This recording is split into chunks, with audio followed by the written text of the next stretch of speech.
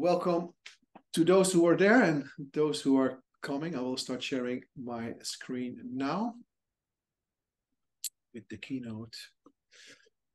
As always, we have a disclaimer because what we are saying now, it's not that it just represents our personal opinion, but things can change, and ultimo, you would always have to look at each case by itself. So this is not legal advice as such. New Liability Directive is coming. When we put this one on the agenda at the start of this year, we thought it would already be there, but it's not entirely there yet. So it's on the way, but we will come to the schedule later on this. A unique first one, and hopefully not the last one, a combination Compliance Tuesday together, Product IP together with Reuschlaw legal consultants. It's quite obviously why we need to ask the experts on this area to participate in this, because there are things that you can only say when you have an expertise on the legal side. Chuffed that we can partner with Reuschlaw and legal advice with a reality check. Legal know-how with the experience that successful business needs. I think so too. Miriam, briefly the word quickly to you. Explain a little bit who you are. You are the participating presentation partner in this session. Yes, thank you, Caspar, for the introduction. Good morning from me, from my side as well. As you mentioned, my name is Miriam Schuh. I'm with Reuschlaw Legal Consultants, and we are a law firm specialized in the field of product liability and product safety law. Our main goal is to support our clients in implementing technical legal compliance structures in order to prevent them from severe liability risks. So that's what we do, and so much for me. Yeah, thanks. Well, for those that do not know anything about product IP, which I can hardly believe, we offer professional support in the implementation and execution of product and, of course, supply chain compliance, because you can, at this moment, no longer forget about supply chain compliance when you are looking into product compliance. There's definitely a relationship between ESG and CSR and product compliance in various standards and even. We believe in a world where products can be trusted, where production can be trusted. That's our top level slogan. We as a consumer, at the end of the day, we buy the promises of the brand, and we hope that you can sell products without a hassle so that you can live up to the promises. We are independent. We are not affiliated with any lab. We're even not affiliated with Reuschlaw in that sense. You are as independent as we are. We are not NGO. We are not going to Brussels and say this and that should be in legislation or not. But we try to make it understandable for everyone. And who am I? I'm Caspar. I'm one of the two founders of Product IP. In the meantime, we're 60. Peter is one of the team members. He's in the Hamburg office. We have an office in Augsburg. We have even somebody working in Berlin as well. Office in Shenzhen, Hong Kong, UK, and head offices in the Netherlands. And from the town of Ede in the Netherlands is our local hero, Kimberly Bos, and we are proud to sponsor this skeleton athlete. Why Compliance Tuesday sessions? Well, it helps when we all understand the lingo of certain parts of legislation. If you communicate and you think that you say the same, but you actually are saying something else, then the problem is that we don't understand the problem. So it's not our goal, as it would be in a training, to actually let you walk out of the session and say, okay, this is all very cheap and cheerful, singing and dancing, I know everything. No, this is top level. We just want you to understand concepts of legislation, main topics, main issues, what you can do and should do to prepare yourself. That helps you internally to communicate, but also to communicate with, for example, a legal partner like Reuschlaw and with Product IP.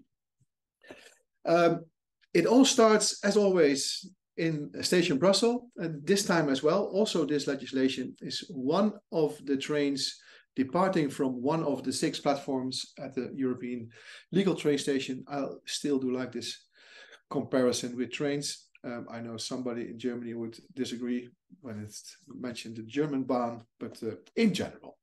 The scope is relevant. There are 584 legal trains that depart from these platforms. And for a team like Reuschlaw and a team like Project AP, we need to read all in order to understand what is relevant for you and not.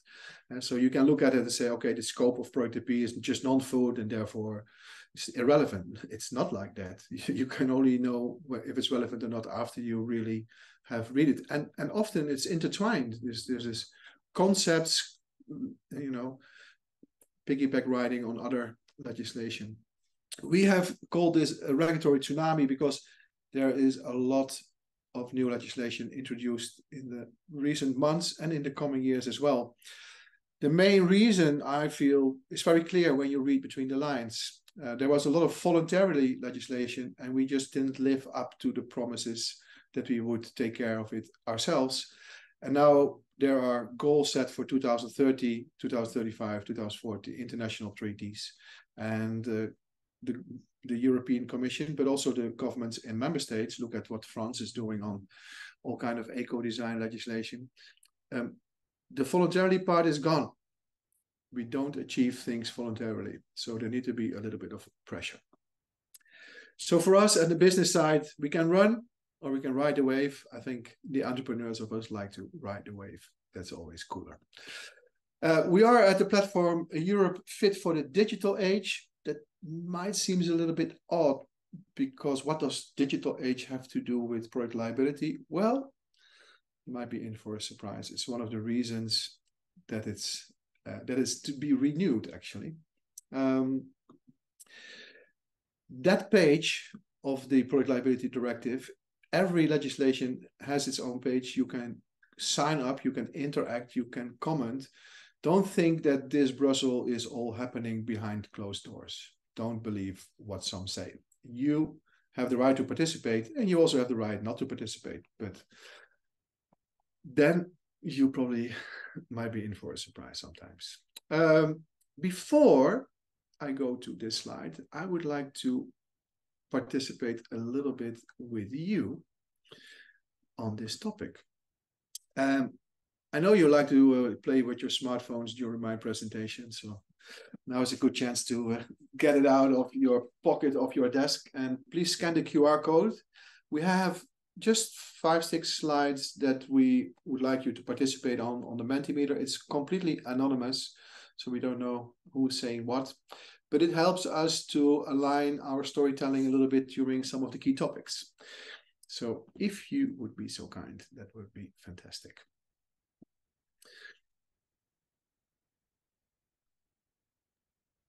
I like the little hearts. Yeah. Yeah, that's the reward when you sign in. Your heart is showing. I think it's necessary, Miriam. We need to have heart for compliance. Absolutely. Intrinsic motivation so nice. Helps. Mm-hmm. To have no intrinsic motivation definitely doesn't help, because we often say it's a hell of a job, to deal with product compliance. Definitely, it's not easy. But if you want to become a competitor of anybody that has signed up today and you are not in the flow of a active business already, imagine what you all need to arrange to become a competitor. It's amazing, actually. So I think the power of a moving business would definitely help people to adapt. All right. 27, more can come later. So, of course, I'd like to know if there's any Project AP users in the room. We'd like to know that. There must be some. And that's also a good test to see if you can manage to use this app. And if you have not logged in, you can still scan the QR code to participate. Good. It's working. But the key question today, Miriam, is Are they familiar with Reuschlaw? They should be. Should, definitely. Definitely. But this At is an least, international audience. So yeah, but we seek for an international setting, so I know should fit. from Saarbrücken, it's one step to France, right? Exactly. Yeah, Exactly. very close. Very close. Yeah. Okay. Saarbrücken and Berlin, by the way. Right, of Yeah, course. both angles of Must Germany. Must be in Berlin. Yes. It's very relevant when it comes to liabilities. You will see that it's very relevant for yourself to be very clear in which supply chain roles you are. If you mix them up, market surveillance authorities will make that decision for you, and it is not in your favor, I can tell you. And many of us are in more than one. Where we were traditionally maybe an importer, we now probably tend to sell what we haven't been able to sell via the traditional retail channels, via maybe a fulfillment service provider or an online platform, making us basically a distributor directly in contact with end users. And as often with these presentations, it's very, very clear that the mix is there. Yeah. I think when you would ask this question 10 years ago, it would be not for 32 people, not like this. It would be very, very strictly, I am this, I am that. Mm-hmm. Good. Okay. This Product Liability Directive, it's replacing something that we made in 1985.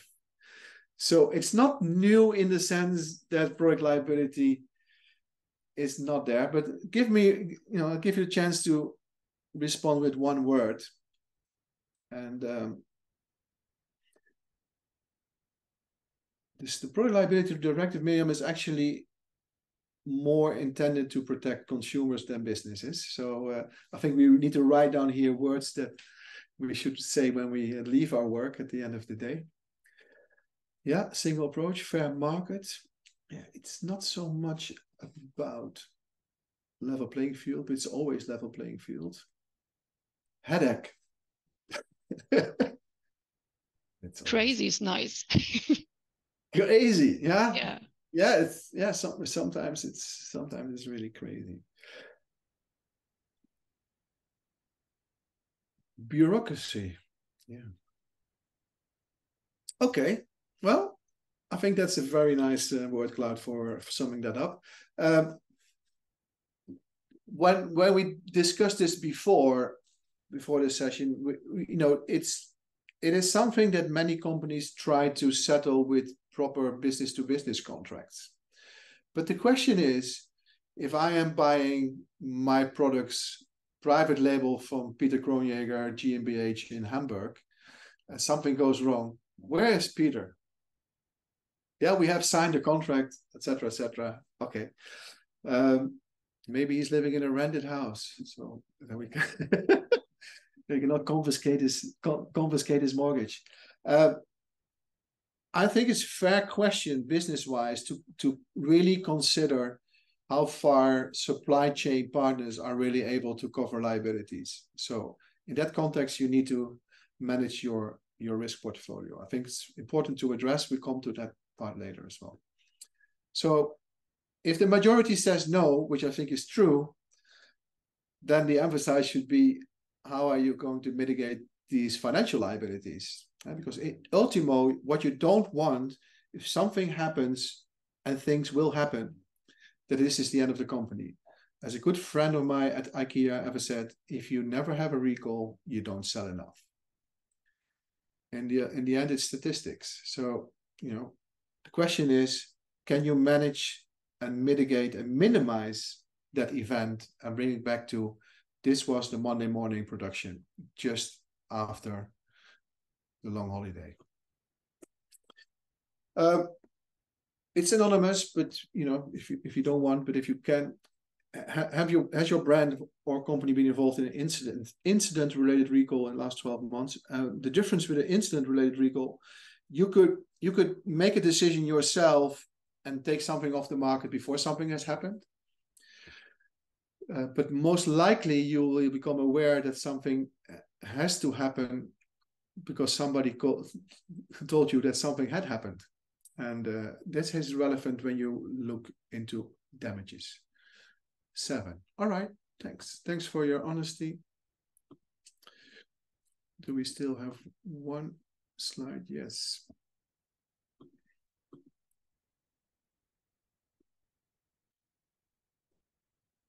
Okay. A chance to type in something that we can address during the presentation. Just it can be questions, but I think we will have most of the scope. I'll leave this page open and come back to it, so you can just type in as well. It's like you can type it in the Q&A when you have your questions, but we can see it here as well, and I can come back at the end to see if we really address these topics or that we need to make a decision, offer you a white paper or something else, or a follow-up session. What is it? Yeah, we're definitely going to discuss that. What's new? We're definitely going to discuss that. What's changing? Definitely going to discuss that. How can I best avoid cost? Stay out of business. Business impact on UK manufacturers selling to the EU. Yeah, UK manufacturer selling to the EU is as alien to EU as somebody in Brazil. So you will be a non-EU manufacturer in that sense. How this PLD works together with GPSR, responsible person, we addressed that. New obligations, compliant, how to deal with the discovery. Oh, sorry. Yeah, go back to that. Changes. What's changing? Yeah, changing the German part. Okay, I think this is interesting how the PLD works together with GPSR and authorized representative. That's an interesting one. And we have a special German session December 5, so I think we'll need to address more in detail there. Okay, lovely. Thank you very much. Back to the keynote. So, why do we need a new PLD, a new Product Liability Directive? We like our abbreviations, PLD. Well, 1985. One can only imagine that things have changed in 1985. I myself have gained some weight, I can tell you that. The need to address new routes to market and supply chain roles is definitely one of the key ones. You know, there was no internet sales in 1985. What a surprise.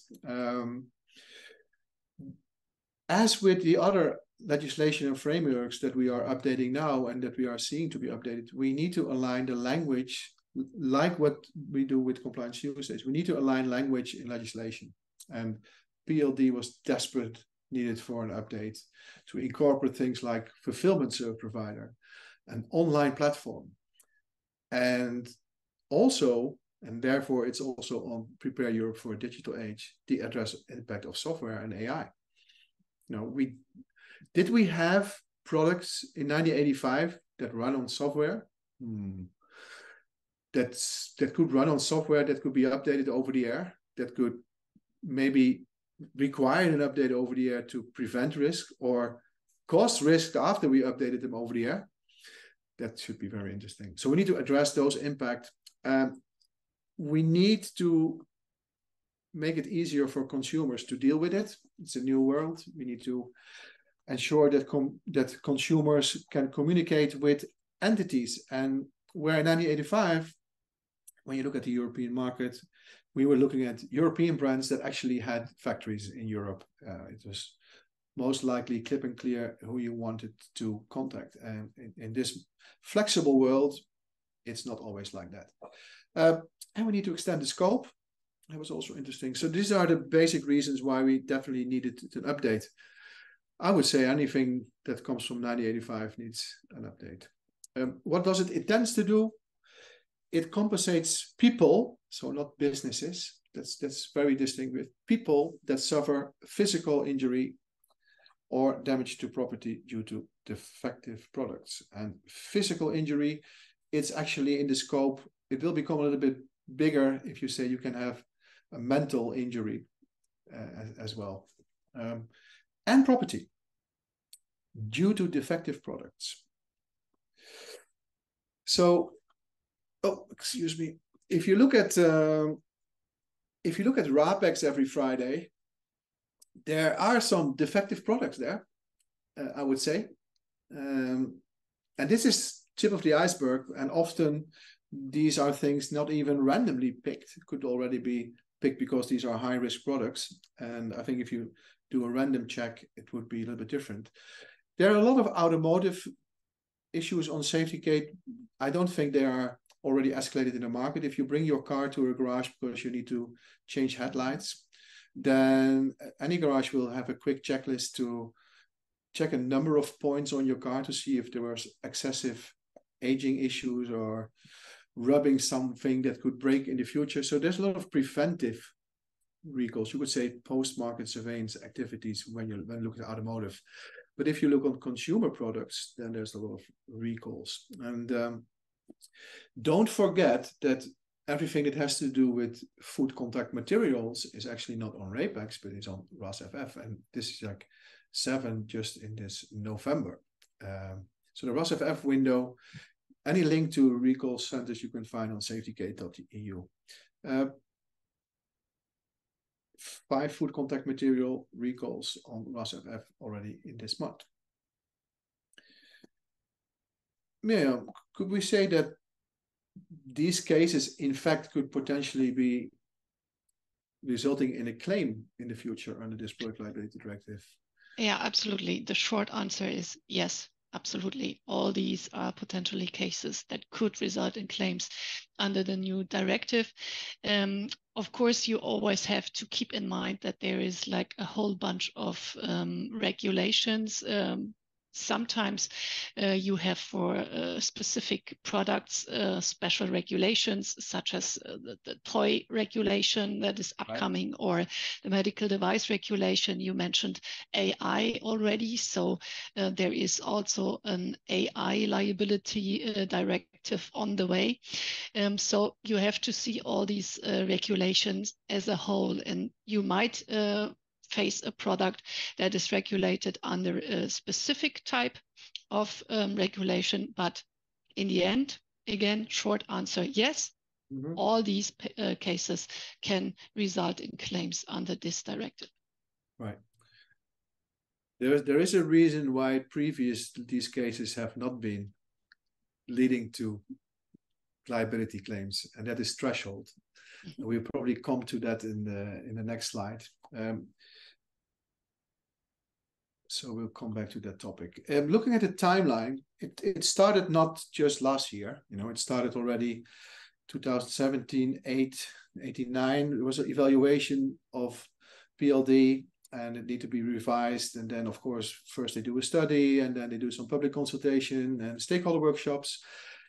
Q3 came the initial proposal. Then people start to reply, and these are business organizations, consumer organizations. There's many pros and cons. What kind of stage would you say we are now today, November 2023? I would say we are pretty much at the final document stage. Yeah, getting there. We're nearly there. And there is the expectation that the directive enters in force probably within the first half of 2024, first or second quarter. And we are going to face a very short, only about 12 months transition period, which is compared to other directives, right, relatively short. Right. Yeah. Especially given the fact that most retailers or importers are buying 6 to 12 months in advance. Exactly. I think the transition period, normally transition would not apply to products that you already have placed on the market. So it would apply to products that you are going to place on the market. But given the fact that the basic, due diligence activities that you need to do before placing in a product on the market actually have not changed, I think that would explain why this just has such a short transition period. Yeah. So the backbone of putting products on the market is not arranged in the PLD. So why should they have a long transition period? Yeah, you are expected to have already like a compliance structure in place, right, whenever you are an operator. Right. That makes sense. One of the things that people may not be wondering till we ask this question, why a directive, not a regulation, would make sense, but regulation is harmonized. So just to point out for the audience, a directive is something where everybody in the EU, all the member states, actually agree on the goal, but we achieve the goal by using existing or amending existing national legislation. Whereas a regulation, we all agree on the goal and we actually transfer one-on-one that EU proposal into national legislation, and we could extend the scope. So it's a uniform situation. However, a directive, not a regulation. So you mean harmonization would make sense, right? We discussed this a little bit. I asked the question, and Miriam said, it doesn't make sense to make this a regulation, because it's so dealing with liabilities is so intertwined with existing legislation and existing, precedents that are already there, that in this case it just makes sense to take care with national legislation on this. Yeah, correct. That's the case. So it's just the softer tool the European Union provides for giving a certain regulation. And in order to get the approval of all the EU member states, it also can be easier to seek for harmonization by directive level first before leveling up in future times for in a regulation style or setting. Right. Yeah, I often say all the new things will become a regulation instantly, because there's no history blocking that. But in this case, there's definitely a long history blocking this, because not all the basis for liability claims in all the member states legally is the same. So this perfectly makes sense. Yeah. So fundamentally new is scope. We go into a little bit detailed this, scope, damage. What is damage? What are thresholds? So, what can I claim, and up to what can I claim? Then there's an interesting topic. It's called burden of proof. I think that is really, somebody asked on Mentimeter, what documents do we need to provide? Well, there you have it, burden of proof. Extended period of claiming damages. That has to do probably also with a lot of things that we now know today about substances. Let's say hidden things that could hurt our health in the future or slowly hurt our health. We know a little bit more about things than 1985. Fundamentally new, which was not a necessity in 85 specifically, although all the member states actually have already that written down, that you need to have a contact address for market surveillance authorities. But there has to be the EU entity. And a little bit about new supply chain roles. What about fulfillment versus online service provider? So in the scope of the new Product Liability Directive are products. Products need to be movable, but they can also be integrated into another movable. So it can be a component that is integrated in a movable, or it can be integrated in an immovable, something that is becoming part of a house, for example. It includes software, but not open source software. It includes raw materials, which is interesting, electricity, gas, water. And what is also very interesting, I think that's really, really, really key, digital manufacturing files. So these are files that you could use to 3D print spare parts in the future or complete products. So you could be faced to recall a digital manufacturing file in the future, or get a claim because you distributed a wrong digital manufacturing file that was used to maybe print a teddy bear with eyes that come loose easily, something like that. So here you see already, when you look at the scope, you already instantly understand why things need to be changed. Miriam, take us through the scope from your point of view. What movable? That sounds like a really legal word. Yeah, but in the end, it's just really any type of item you can move, and it's even more. It is also a product according to the directive when integrated in other movable or even immovable things. So, in the end of the day, everything can be a product under the scope of the new directive. The most important and most discussed thing in recent years was the question if software can be a product according to the the Product Liability Directive, or not in a very like theoretical high level discussion. Now it's clear. Yes, software is considered as a product, and same applied to electricity, gas, water. We had like really strange discussions all around these points, and this is clarified right now, which is good from my point of view. Yeah. Okay. So food and feed is not a product. No. Okay. Good. I'll give the word a little bit now to you for the next slides, Sylvia, to give you the lead. Definition of damage, because it's very easy to say I have damage, but legally it needs to be a confined space called damage. So next slides are for you. But in the end, it really means damage means any kind of material losses, which can result from injuries, death, personal injuries, including by now from mental health issues, and it means harm to destruction of any property, and with the exception of the defective product itself. This is often overseen, that if the product itself is destroyed or defective, you are not in the product liability scope of such a directive. The directive intends always like the losses resulting from other if defected or affected products coming from the original one. Okay.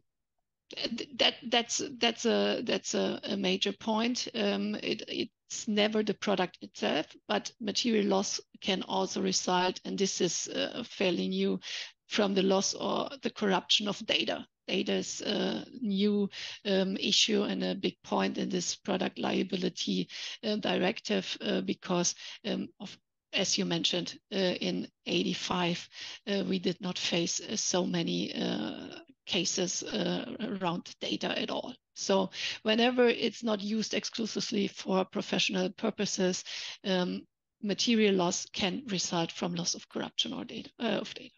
Right. So the cost of the fact that your defective product itself is gone can be covered, but not by this law. No, exactly. That's not a product liability issue. That's like a warranty issue or whatever. Exactly.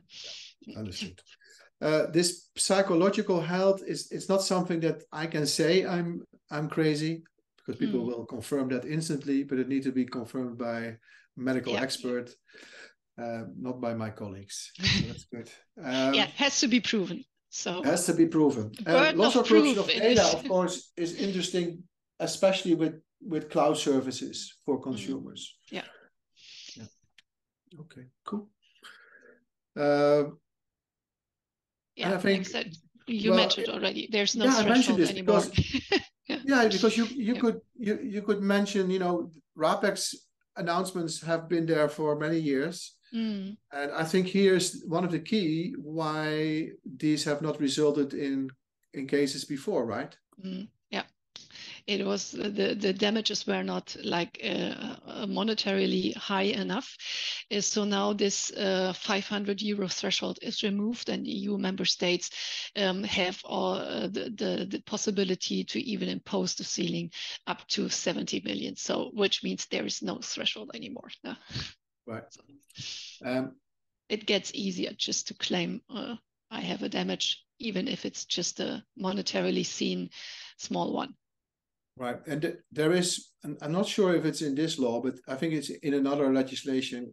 There are also possibilities to combine together, to join consumers together and to make one, like a class act you have in the US. But that's it's not in this legislation specifically, right? Yeah, that's the new Sammelklage in German. I don't know the English expression. So that is really the horizontal structure. So somewhere else it's written that this is possible, and since here is no threshold, add 1 and 1, and you could run into trouble massively, because you could have 1 million people claiming 25 euro. Yeah. Good. All right. Let's be clear on that. Because from a legal point of view, this could be a business case. Let's make this business case and share the profit the moment it happens, and then you will have a business case.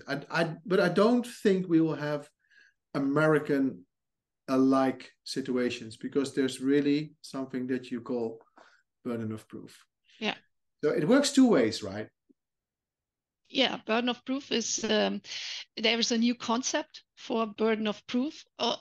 Of course, you still have to give proof that you had a damage, that you had a loss, that you have been injured. But the two very important issues coming up with this directive are the presumption of casualty and the right of a claimant to seek disclosure of evidence from an economic actor, especially the manufacturer. And these 2 points could be the real game changers here. Okay. Maybe what does it mean in practice? Presumption of causality and the right to disclosure of evidence. Why do I need why need to be there a right to disclosure of evidence? Yeah, I think we have some points on the next slide. Would you just? Okay. Yeah, that makes it easier to explain. Yeah, good. Yeah, because we see with the directive that the defectiveness is presumed whenever the manufacturer fails to comply with its obligation to disclose information. So why is that? It's pretty clear that when I myself as a consumer face a damage from any product whatsoever, I do not have the inside knowledge about all the manufacturing processes, about the knowledge, the information manufacturer naturally has regarding the production or the manufacturing of its products. So it's pretty clear that as a consumer, I have no option to prove that the production process failed in any way if I do not have inside information. And this is the most important point here. The directive says, okay, manufacturer, you have the obligation to share all those information, to disclose these informations in order to have the customer in a situation that he or she can prove the cause for the defect or the damage.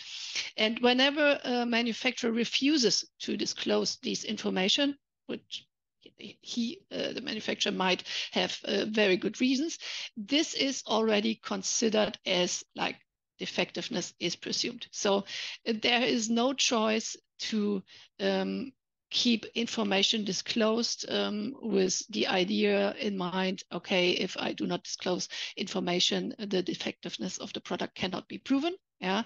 In this very case, the defectiveness is presumed. So this is pretty hard. The other 2 points kind of come without saying. A product that does not comply with mandatory safety requirements is, of course, presumed as defective. And if a damage is caused by an obvious product malfunction, you have to keep in mind not damage is caused by misuse, but always when it is used according to its intended use. This is also a use case where defectiveness is presumed. And this is always like you always have to keep in mind, we think from the consumer side when it comes to the directive. Yeah. So the consumer needs to prove that he has damage, basically. Yeah. And the manufacturer, you could say, here's the bridge to product compliance. You place a product on the market after you do due diligence, and there's an assumption of compliance with essential requirements given anticipated normal regular use. So if you cannot demonstrate that you did this due diligence, your product is presumed as defective. Right. There was a question, Peter, on this. Yes, exactly. There's one question about obligation to disclose the situation. Is this public or limited to officials only? And how about NDA relevant parts? Yeah, in the meantime, it's like a case-to-case basis. Yeah, so you don't have like to publish your like internal knowledge to the public, but it's like a case by case situation, and you have to disclose the information in a let's say in a court situation, or in a in a concrete very clear situation, one-on-one. It's like protection of evidence, protection of people that have evidence. Yeah, understood. Okay, but this is interesting because we often say, it's very easy to disclose information tomorrow if it happens with a product that I sold yesterday, because I probably have it on my desk somewhere or in my email that I received yesterday. But it's very complex for many organizations to answer this question in 2 or 3 years from now, especially given that people that were working 3 years from today backwards were probably not in the function anyway. They left the company and took the emails with them probably. So if you cannot make a relationship between products on the market and events happening, which is to do with product traceability, you cannot link this with proper administration at your end, then you have difficulty to answer this question. On the other hand, I think when you can answer this question, when it's proven that actually the product that you put on the market meets technological standards that were available, harmonized standards are basically saying it's like a presumption of compliance. What can you do more? Yeah, you can, monitor the market, but at least it will help you a little bit to with the burden of this case. So traceability, if you look at extended claim period, it was 10 years. It will become a little bit longer. Last word I saw was 20.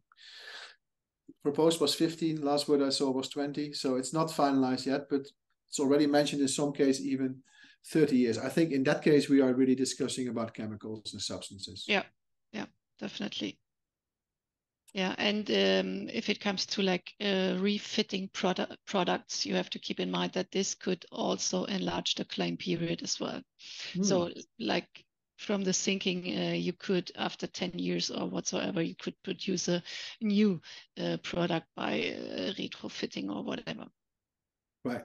So that's kind of the thinking which lies behind this extension of the claim period. Right. I think the last part of this slide also really shows how this is written from the consumer point of view. Yeah, exactly, because it is possible to initiate the claim within 3 years of not only becoming aware of the damage or the defectiveness, but also after from becoming aware of the identity of the relevant operator. So the directive intends to make sure that there is like an addressee I can seek compensation from a consumer point of view.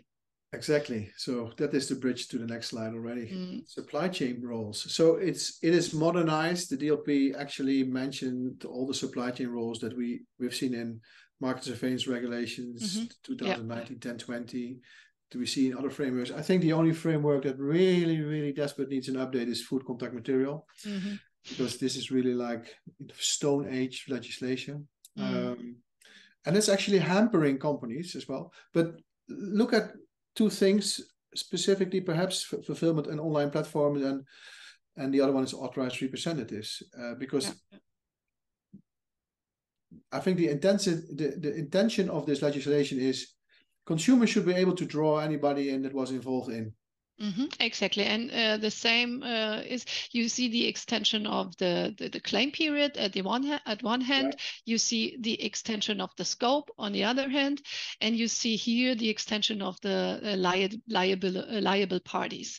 So beginning with manufacturer over importer, the authorized representative is going to be put in a new role. The fulfillment service provider and the online platform providers are all possible liability liable economic operators Right. for consumers. So jointly or severally, of course.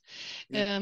There is probably a subsidiary liability of online platform providers. Nevertheless, you have to make sure carefully what kind of role am I having as Right. an operator, and what are my responsibilities according to the directive. Right. I think, if fulfillment service providers / online platforms / other brand owners are actually trying to avoid legal responsibility by having a middleman in between that is an authorized representative for 1,000 people, but actually is a student somewhere in a house, then it's fine that they try it. But if they know that this can work, then they are jointly and severally, they're liable. Yeah. It won't solve this problem. And I think that is something that they want to achieve here. Product IP is an authorized representative, and I'll probably come seeking legal advice from Reuschlaw in Berlin or Saarbrücken, wherever you are, to see what will happen with that. Because I think authorized representatives really, really need to consider how to deal with this in the future. You really have to sharpen your role and your knowledge of what is your precise responsibility according to the directive. And you better work out very good contracts with your cooperation partners, such as importers or manufacturers or whoever it is, just to make sure that there is on a contractual basis not plus of responsibility than the directive seeks for you. So it's going to be kind of tricky, but you have to first of all, you have to be sure what's my role and what are my responsibilities. Yeah. But it's a useful feature in the supply chain, definitely. But I think it will speed up the fact that many non-EU brands, hence the question of the UK entity, what can we do with this? I think that there will be many non-EU brands that want to do serious business in the EU. Our advice would be start an operation in the EU. It's 450 plus consumers. If you want to be serious, be serious. Because it's not just product compliance or these legal responsibilities. You have to deal with all kind of extended producer responsibilities, recycling of packaging, recycling of batteries, recycling of electronic waste, recycling of apparel. Many of you need to participate in chemical legislations and register substances at ECHA or SKIP or participate in EPREL. You need an EU entity. There won't be an authorized representative that can do all, so you will face 2 or 3 or 4.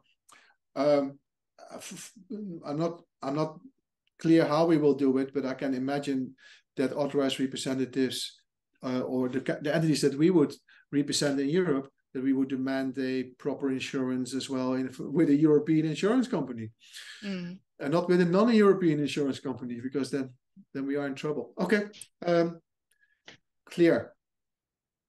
This makes perfect, from a consumer point of view, it makes perfect sense. There's no hiding, basically. Yeah, and it comes with all, you remember the train station from the beginning, this whole bunch of like ecological requirements comes with the European Green Deal. We face like an enormous amount of regulations just with this waste, as you mentioned, chemicals, eco-design, health claim directives, whatever. It all gives a big picture, and it doesn't make it easier for the operators. Well, if it was easy, we all would do it. No? Exactly. So this probably answers some of the questions that we have, because somebody says, is product compliance means compliance with any regulation for which the product is in scope? Yes, definitely yes. Why not? Compliance means compliance with everything that's in the scope. Otherwise, it's not compliant. And is defectiveness considered on a normal product function? It's more like a warranty issue. It means like, could you have a recall on something that is simply not performing, and is that considered damage? I think the answer is no. No. Damage is damage to property, damage to health. But you could have a recall issued as a company from a warranty point of view, which also under the general product safety regulation will involve cost. But obviously, if you make a decision to do a recall on warranty, then you have made the decision commercially already. Bringing us back to this slide, if there are non-exemptions, there are exemptions. Exactly. No rule without exemption. Right. But this one's actually pretty clear and not new, because there are exemptions from liability whenever an operator did not put the product into circulation, so he's not liable, or he or she's not liable.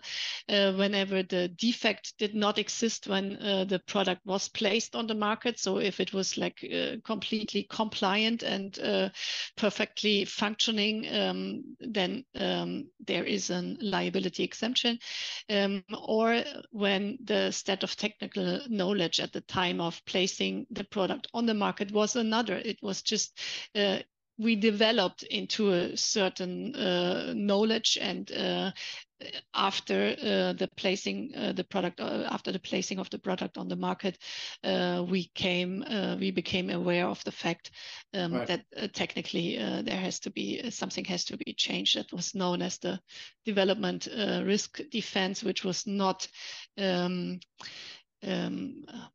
which was differently handled by the EU member states. So, but that's over from now.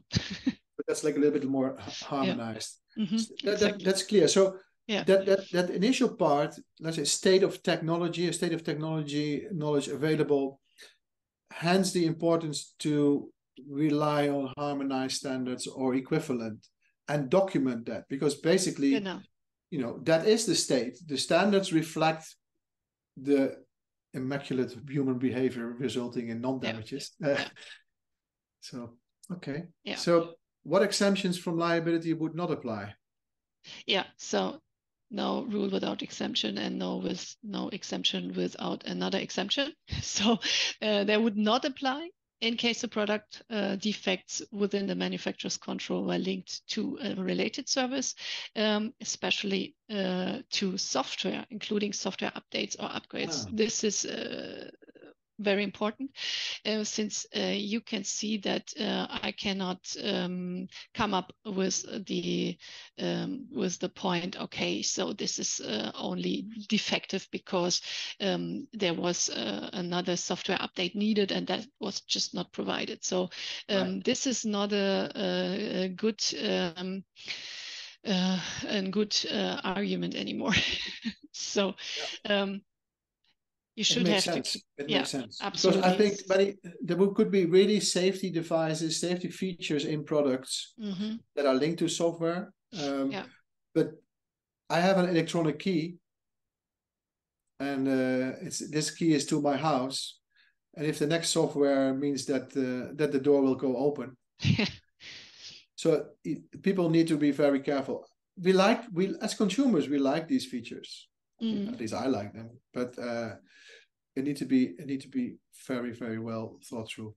There is already some other examples, for example, in the Radio Equipment Directive, where you have routers that could extend the wattage in which they send out information to certain frequencies by an update of software. So you make them non-compliant by adding software to the product later.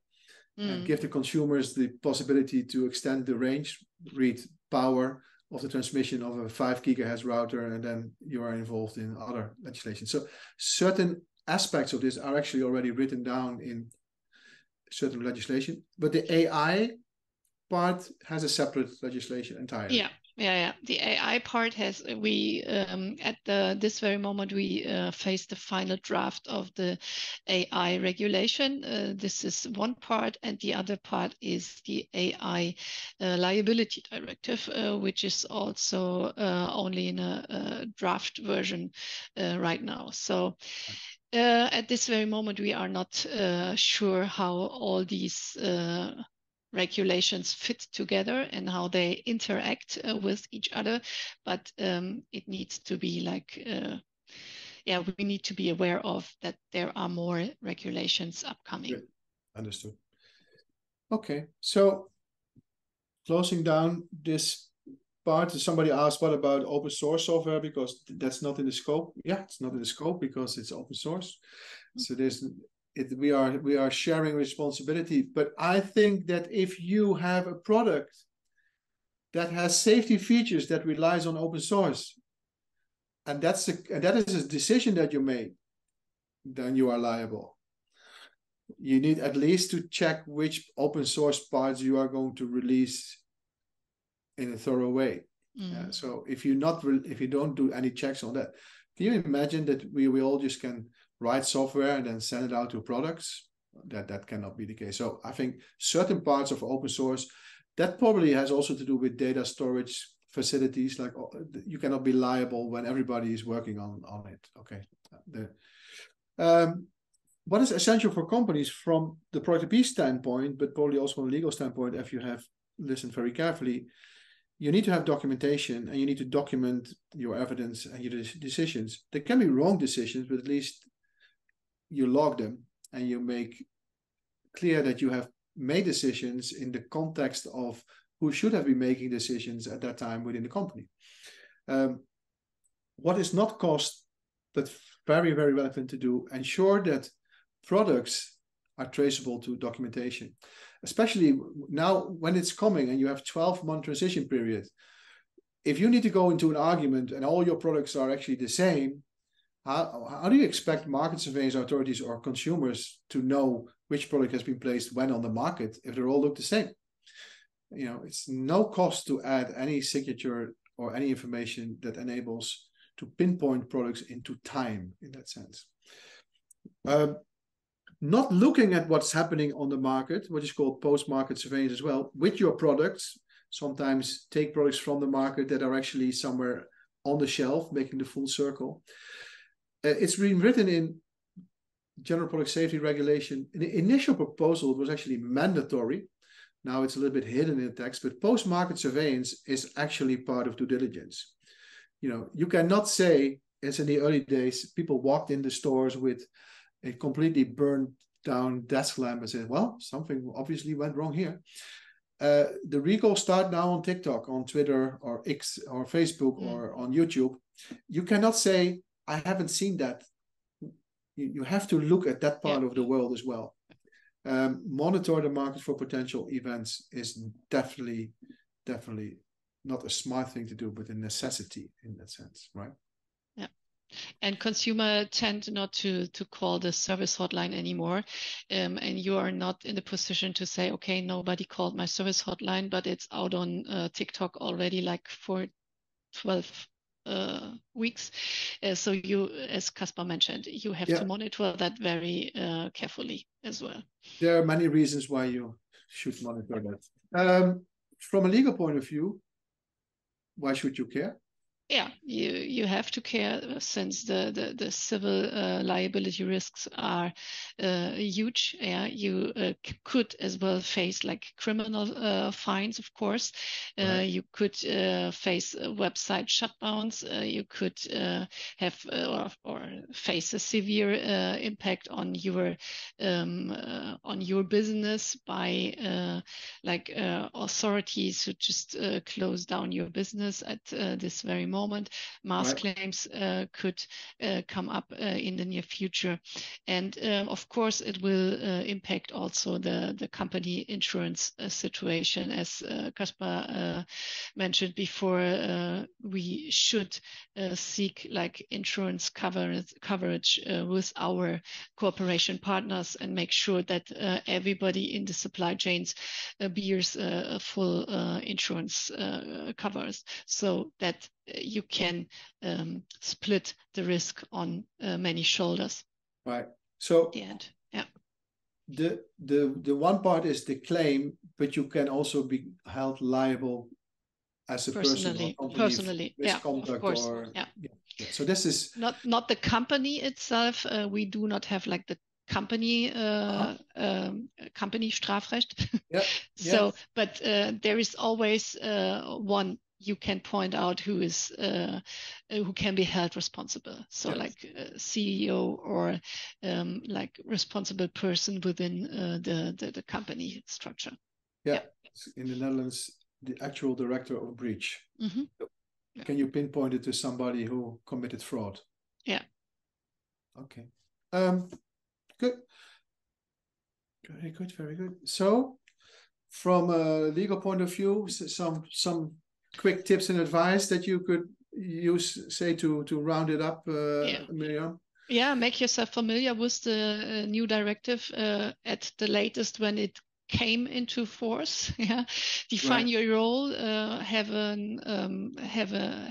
clear understanding of what type of operator you are. Define your responsibilities, and coming from that, have a look into your B2B contracts. Sharpen the responsibilities. Make sure that you do not have other contractual duties than the directive provides from a legal requirement point of view. Re-evaluate your supply chain roles and activities, and of course the insurance part is a needed one at the end of the day. I think so too. I think so too. Okay, lovely. That's always good. Keep calm and stay compliant. I've quickly looked back on the Mentimeter questions, and I think we have addressed all, because harmonized norms we have addressed, impacts for manufacturers, exporters. You need to import first or manufacture first. This is not about exporting, because this is about European consumers.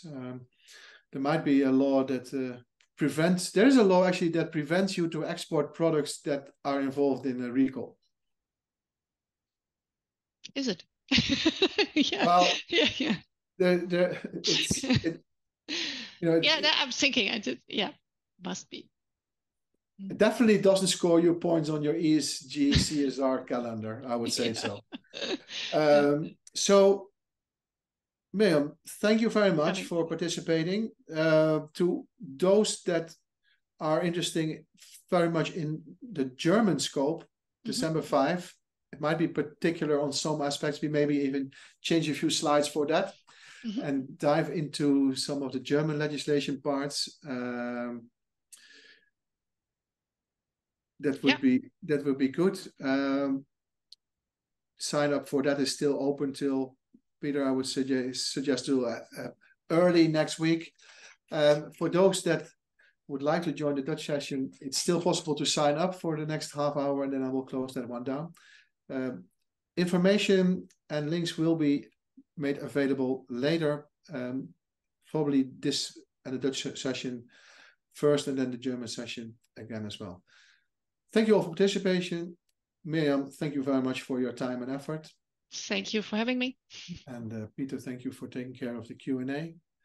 For all of you that still have to have lunch, have a good lunch. For those that are now looking forward to a dinner time, wish you proper dinner. Wow. Yeah, because we have people from Hong Kong and Taiwan as well. So you're going to dinner time. I'll leave it. Thanks. Bye-bye. See you next time. Thank you. Bye-bye. Bye. Thank you. Bye-bye.